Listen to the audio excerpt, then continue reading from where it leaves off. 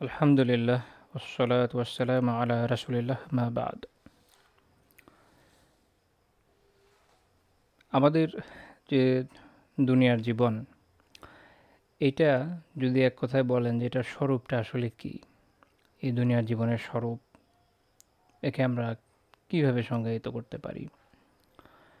তো তার উত্তর একটা হাদিস থেকে আমরা খুব সহজেই পাই। সহিহ মুসলিমে হাদিসটি বর্ণিত রয়েছে। আবু হুরায়রাহ রাদিয়াল্লাহু তাআলা আনহু বর্ণনা করেছেন যে রাসূলুল্লাহ সাল্লাল্লাহু আলাইহি ওয়াসাল্লাম বলেন, আদ-দুনিয়া সিজনুল মুমিন, দুনিয়া হচ্ছে মুমিনের জন্য কারাগার, ও জান্নাতুল কাফির, এবং কাফিরের জন্য জান্নাহ, কাফিরের জন্য জান্নাত।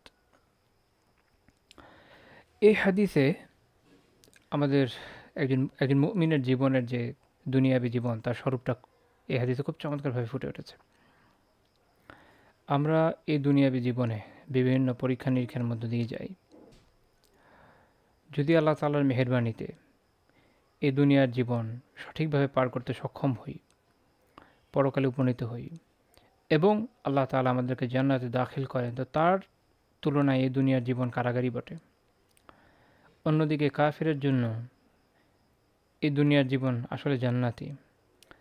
এই দুনিয়ার জীবনে যদি সে অভাব দারিদ্র্যের মধ্যেও থাকে, কিন্তু পরকালে একজন কাফের, একজন মুশরিককে যে ধরনের বিপদের মুখে পড়তে হবে, তার তুলনায় এই দুনিয়া আসলে জান্নাতের বাগানের মতোই সুখদায়ক। অন্যদিকে আরেকটা বিষয় যেখান থেকে আমরা আরও ভালো মতো এর স্বরূপটা উপলব্ধি করি, দেখেন, আমাদের অনেক সময় অনেক বিষয়ে অনেক অভাব অভিযোগ থাকে যে এইটা নেই ওইটা নিয়ে অনেক কিছুই পাচ্ছি না। বিভিন্ন বিষয়ে আমাদের অনেক কষ্ট হয়। মনে রাখতে হবে যে দুনিয়ার জীবনটা যেহেতু পরীক্ষার কেন্দ্র, এখানে আমাদের মন যা চায় তাই পাওয়া যাবে না। মন যা চায় তা শুধুমাত্র জান্নাতে পাওয়া যায়। এই দুনিয়াতে আপনি যদি সবচেয়ে ধনী ব্যক্তিও হন, সবচেয়ে বড় শাসকও হন, তারপর আপনি আপনার মন যা চায় সব কিছু আসলে পাবেন না। মন চাওয়া মাত্রই অনেক কিছু অর্জন করা সম্ভব হয় না।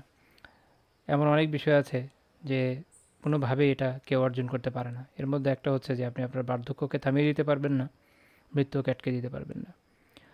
তো দুনিয়ার জীবনটা এমনিতে এইরকমই। তো মুমিন যখন এই চিন্তা করে যে এই আল্লাহ রসুল সাল্লাল্লাহু আলাইহি ওয়াসাল্লাম তাকে বলে গেছেন যে এই দুনিয়ার জীবন তার জন্য আসলে কারাগারের মতোই, তখন এই স্বরূপ যখন সে উপলব্ধি করবে, সে তার জীবনের অনেক পেরেশানি থেকে এমনি বের হয়ে আসতে সক্ষম হবে। আর সে উপলব্ধি করবে যে কারাগারের জীবনে এটা এমন একটা পরীক্ষার জায়গা, এখানে আসলে খুব বেশি সুখের জায়গা তো না। তো আপনি তো সেই জায়গায় আছেন, ওখানে কতটুকু সুখ আশা করেন?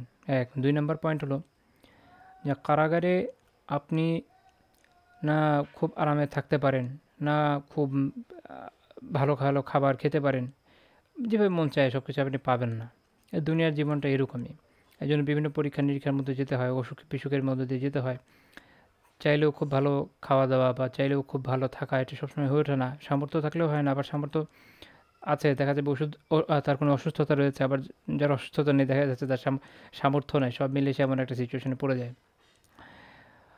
কিন্তু একজন লোক যখন কারাগারে থাকে সেটা উপলব্ধি করে আমি তো কারাগারে আছি, আমি চাইলেও সব পাবো না, তখন তার জন্য বিষয়টা মেনে নেওয়া সহজ।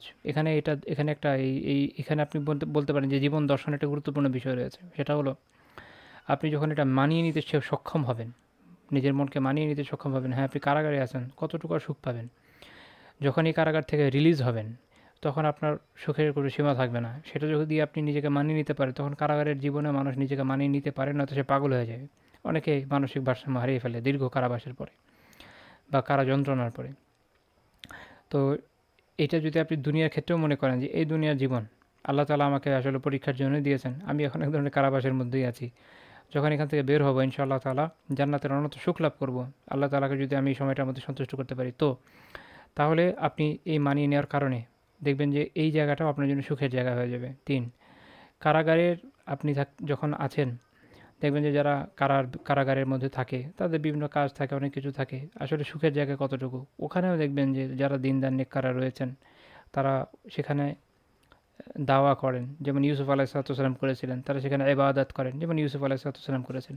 এই জন্য একটা সুন্দর নাম দিয়েছেন অনেকে, যেটা হচ্ছে ইউসুফ আলাইহিসসালামের পাঠশালা। এখান থেকে আপনি শিখতে সক্ষম হবেন, জীবনকে অন্যভাবে দেখতে বুঝতে সক্ষম হবেন। তো এরকম জায়গাতে মানুষ ইবাদতের মধ্যে সুখ খুঁজে পায়, নয়তো আর কোনো জায়গায় সুখ কোথায় তার? সেখানে না সে খুব উপভোগ করতে পারে টেলিভিশন বলেন বা অন্যান্য অনেক মিনস, এগুলো সে পায় না। এগুলো তার থেকে স্বাভাবিকভাবে দূরে রাখা হয়। অবৈধভাবে কেউ কেউ পেতে পারে, কিন্তু এমনিতে তো দূরেই রাখা হয়। এই দুনিয়ার ক্ষেত্রে আপনি যদি চিন্তা করেন, তাহলে এই দুনিয়াতেও আপনি এই রূপকটা চিন্তা করলে বুঝতে পারবেন যে এই দুনিয়াতে আসলে আপনার সুখের জায়গা হচ্ছে এটা ইবাদত। ইবাদত, দাওয়া, নেক আমল, এর মাধ্যমে আপনি এই জায়গায় সুখ অর্জন করতে পারেন। এছাড়া আসলে সুখের অন্য কোনো উপায় আপনার জন্য নাই। যারা দীর্ঘ সময় জেলে থাকে, তারা ওখান থেকে বিভিন্ন জায়গায় বিভিন্ন ধরনের সিচুয়েশন আছে। এক এক দেশে হয়তো এক এক রকম রুল। অনেক জায়গাতে সেখানে কিছু কাজকর্ম করে কিছু অল্প বিস্তর কিছু টাকা পয়সা কামাইতে পারে। বের হওয়ার পরে যেখানে সে যাবে সেখানে ওইটা দিয়ে হয়তো একটা সময় তাকে চলতে হয়। তা আপনি খেয়াল করে দেখেন যে আপনার এই দুনিয়ার জীবনটাও এরকমই। আপনি যদি এখানে ঠিকমতো কাজ যা আল্লাহ তাআলা দিয়েছেন করতে পারেন, তাহলে পরকালে আপনি ওই পাথেও দিয়ে চলতে পারবেন, না হলে আপনি কিছুই পাবেন না। আপনি জাস্ট একদম সব কিছু থেকে বিচ্ছিন্ন হয়ে যাবেন। পরবর্তী সময়ে আপনার কোনো কল্যাণ কিছু আপনার হাতে থাকবে না।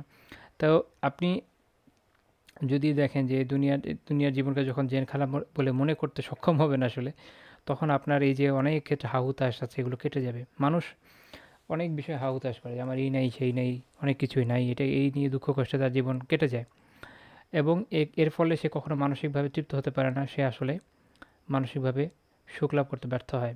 কিন্তু যখন সে এটা অনুভব করবে যে আমি যে এখানে আছি এটা তো আসলে কোনো 5 স্টার হোটেল না হিসেবে, এটা আমার জন্য আসলে জেলখানার মতোই, তখন বুঝতে পারবেন যে যা পাচ্ছি আলহামদুলিল্লাহ অনেক পাচ্ছি।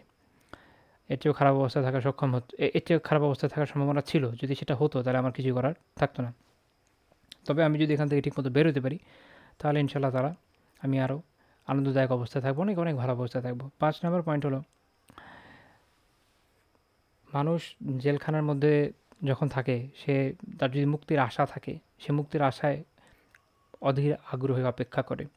ফলে ওই সময়টা তার কেটে যাওয়া কষ্টকর কিছু হয় না। এই দুনিয়ার জীবন দেখতে দেখতে কেটে যাবে। আপনি যদি পরকালের ব্যাপারে চিন্তা করেন যে পরকাল শীঘ্রই আসতে যাচ্ছে, যে কোনো সময় আসবে এবং এই দুনিয়ার জীবনের কষ্টটা কেটে যাবে এবং আমি এর থেকে অনেক সুখের জান্নাতে ইনশাআল্লাহ তাআলা দাখিল হব। তখন এই দুনিয়ার জীবন কাটিয়ে দেওয়া, এই দুনিয়ার দুঃখ কষ্টকে পার করে দেওয়া আপনার জন্য খুব কষ্টকর কাজ হবে না। ঠিক ওই কয়েদির মতো যে জানে যে তার রিলিজের একটা ডেট আছে এবং সে জানে এখান থেকে বের হওয়ার পর সে অনেক ভালো অবস্থায় থাকবে, কেননা তার বাড়িতে তার বড় বাড়ি আছে, তার আরামদায়ক গাড়ি আছে, তার ভালো সম্পত্তি আছে, উত্তম স্ত্রী আছে, পরিবার পরিজন আছে। সে জানে তার রিলিজের ডেটটা শুধু আসা বাকি, যখন এটা আসবে সে সুখে থাকবে। তো একজন মোমেন ওই কারাবাসীর মতোই ভাববে যে পরকালে এটার ডেট আমার জন্য ফিক্সড এবং আমি যদি এখানে ঠিকমতো কাজ করে যেতে পারি, আমলগুলো করে যেতে পারি, আল্লাহ তাআলাকে সন্তুষ্ট করে যেতে পারি, তাহলে সেখানেও আমার জন্য জান্নাত থাকবে, আসমান জমিনের মতো বড়। সেখানে আমার প্রাসাদ থাকবে, সেখানে উত্তম স্ত্রী থাকবে, সেখানে আমার জন্য উত্তম রিজিকের ব্যবস্থা থাকবে। তো এর ফলে এই সময়টা কাটানো তার জন্য এমন কোনো কঠিন কাজ হবে না, বরং সে ওই আশায় যে কবে আমি পাবো, এই আশায় সময়টাকে সে অতিবাহিত করবে। 6 নম্বর পয়েন্ট, এর ফলে যেটা হবে যে পরকালের প্রতি যে ভালোবাসা এটা আপনার বাড়বে। এর ফলে আপনি উপলব্ধি করবেন যে পরকালে আপনার প্রকৃত জীবন, আপনি উপলব্ধি করবেন জান্নাতে আপনার প্রকৃত বাসস্থান, এই জেলখানা, এই দুনিয়া নয়। কারণ এটার সাথে 7 নম্বর পয়েন্ট বলতে পারি আমরা যে জেলখানা যেমন কারোর অ্যাকচুয়াল বাসস্থান নয়, এই দুনিয়াও কারো প্রকৃত বাসস্থান নয়, সাময়িকভাবে আমাকে আটকে দেওয়া হয়েছে। এখন যখন এটা আপনি উপলব্ধি করবেন, তখন আগের 6 নম্বর পয়েন্টের সাথে মিলিয়ে আমরা বলতে পারি যে তখন আপনার নিজের যে বাসস্থান সেখানে যাওয়ার যে প্রবল আবেগ তৈরি হবে, সেটাই আপনাকে ইহকালের জীবনকে উত্তমভাবে কাটানোর এবং বেশি বেশি নেক আমল করতে উৎসাহিত করবে। তো আমরা দেখলাম যে এখানে অনেকগুলো ফাওয়ায়েদ আছে, অনেকগুলো ফায়দা আমরা এই জায়গা থেকে আলহামদুলিল্লাহ পাচ্ছি। একটা হাদিস যদি আমরা একটু ভালো মতো অনুধাবন করতে সক্ষম হই। আরেকটা বিষয় 8 নম্বর পয়েন্ট, যে জেলখানায় আপনি চাইলে সব কিছু পেয়ে যাবেন না, সব কিছু পেয়ে যাবেন। আপনার যতই শক্তি সামর্থ্য থাকুক, যতই অর্থ সম্পদ থাকুক, চাইলেও সব কিছু আসলে পাওয়া যায় না, যদি এটা ভালো জেল হয়। ভালো জেল বলতে যেখানে ঠিকমতো এটার নিয়মকানুন পালিত হয়। আর যদি দুর্নীতির জায়গা, ওটা ভিন্ন কথা। আল্লাহ তাআলা যে দুনিয়ার পরীক্ষা ক্ষেত্র বানিয়েছেন, এখানে আল্লাহ তাআলা যে সিস্টেম দিয়েছেন, ওখানে আসলে মূল যে মূল যে সিস্টেমটা, সেখানে তো দুর্নীতির কোনো জায়গা নাই। এর ভিতরে আমরা হয়তো কিছু কিছু করি। তো এখানে আপনি যদি ঠিকমতো আপনার কাজগুলো করে যেতে পারেন, তাহলে পরকালে আপনি উত্তম জীবনযাপন করতে সক্ষম হবেন এবং আপনার বোঝার বিষয় হচ্ছে যে আপনি চাইলে ওখানে সব কিছু অর্জন করতে সক্ষম হবেন না, যাই চান না কেন, যেটা আমি এর আগে একটা পয়েন্টে বলেছিলাম। তো তখন আপনি অল্পে তুষ্টি অর্জন করবেন। অল্পে, এটা এই জন্য আলাদা কথা। 9 নম্বর পয়েন্ট, যে অল্প তুষ্টি অর্জন, যা পেয়েছি আলহামদুলিল্লাহ। 10 নম্বর পয়েন্ট, তো আপনার রেজাবিল কাদা আসবে, অর্থাৎ তাকদীরের ভালো মন্দের প্রতি সন্তোষ হবে। কারণ আপনি যখন বুঝবেন যা পাচ্ছি আলহামদুলিল্লাহ, আপনার জন্য এটা এটা ছিল, পেয়েছি আলহামদুলিল্লাহ, আল্লাহ তাআলার শুকরিয়া। এবং আমি আরও অনেক পাবো, এখন অল্প পাচ্ছি ঠিক আছে, কিন্তু আমি অনেক পাবো, সেটা কখন পাবো? সেটার পরবর্তী সময় গিয়ে পাবো, পরকালে গিয়ে পাবো। তো আমরা মোটামুটি এই হাদিস নিয়ে আলোচনা করতে গেলে যদি আল্লাহ তাআলা তৌফিক দেন হয়তো আরও অনেক ফাওয়ায়েদ নিয়ে আলোচনা করা যেতে পারে। কিন্তু দেখেন এই কয়েকটা পয়েন্ট যদি আপনি একটু মনোযোগ দিয়ে চিন্তা করেন, আশা করি আমাদের এই দুনিয়াবী জীবনটা একটু ডিফারেন্টলি আমরা বুঝতে সক্ষম হব। এবং আমরা বুঝতে পারবো যে এই জীবনটা যদি আমরা সঠিকভাবে কাটাই তাহলে ইনশাআল্লাহ তাআলা পরকালে আমরা অনেক উত্তম জীবন কাটাতে সক্ষম হব। আরেকটা ফায়দা এই বিষয়ে বলতে পারি, সেটা হলো 11 নম্বর পয়েন্ট। দুনিয়াতে দেখেন যে মুমিনরা এমন অবস্থায় থাকে আসলে তাদের হাত পা বাঁধা থাকার মতো, যেন তাদের গলায় ডান্ডা, এই যে বলে না ডান্ডা বেরি লাগানো, ওইরকম অবস্থা তাদের, গলায় শেকল পরানো, হাতে পায়ে ডান্ডা বেরি লাগানোর মতো। সে এদিক ওদিক করতে গেলেই ইসলাম বিরোধী শক্তি তার বিরুদ্ধে উপরে ঝাঁপিয়ে পড়ে। যেটা আপনি মনে করতে পারেন যে আমাদের যে জেলখানার যে যারা জেল পুলিশ থাকেরা যেভাবে একদম প্রত্যেক দায়ীকে অনেক সময় তারা টার্গেট করে, যেভাবে তারা আটকে রাখার চেষ্টা করে, লা ইলাহা ইল্লাল্লাহ, ওই অবস্থা হচ্ছে এই দুনিয়ার হাকিকত। এই দুনিয়াতে একজন মুমিন এরকম একটা পরীক্ষার মধ্যে থাকে যে সবসময় বিরুদ্ধ শক্তি, বিরুদ্ধ পক্ষ তার সামনে উপস্থিত, একটা টাইট সিচুয়েশন, এবং একটা সবসময় একটা লড়াকু অবস্থায় তাকে থাকতে হয়। এর মধ্য দিয়ে সে তার জীবনটাকে কাটাবে। এটাই তার লড়াইয়ের ক্ষেত্র। যতদিন দুনিয়া আছে এটা একটা জেল, যতদিন দুনিয়াতে আছে এটা একটা জেল। একদম খুব আরাম পেয়ে যাব, ওই যে আমি অবসর জীবনযাপন করবো, ওইসব চিন্তাভাবনা মাথায় রাখলে একজন মুমিন কখনোই তার জীবনকে ফ্রুটফুল বানাতে সক্ষম হবে না। তাকে এটা বুঝতে হবে, যেভাবে সালাফরা বুঝে গেছেন যে পুরো এই জীবনটাই জেলের মতো, ফুল টাইম আমাকে স্ট্রাগলের মধ্যে দিয়ে যেতে হবে। তাহলে এটা আমরা 12 নম্বর পয়েন্টে আনতে পারি যে আপনি পুরো লাইফটাকে স্ট্রাগলের জায়গা মনে করবেন, যে আমাকে স্ট্রাগলের মধ্য দিয়েই যেতে হবে, এবং আমি আমার মৃত্যু পর্যন্ত দৃঢ়তার সাথে এর উপরে অটল এবং অবিচল থাকবো ইনশাআল্লাহ তাআলা। তাহলে এই দুনিয়ার জীবন উত্তমভাবে আমরা কাটাতে সক্ষম হব, পরকালেও এর থেকে অনেক উত্তমভাবে এর যে প্রতিদান সেটা আমরা পেতে সক্ষম হব।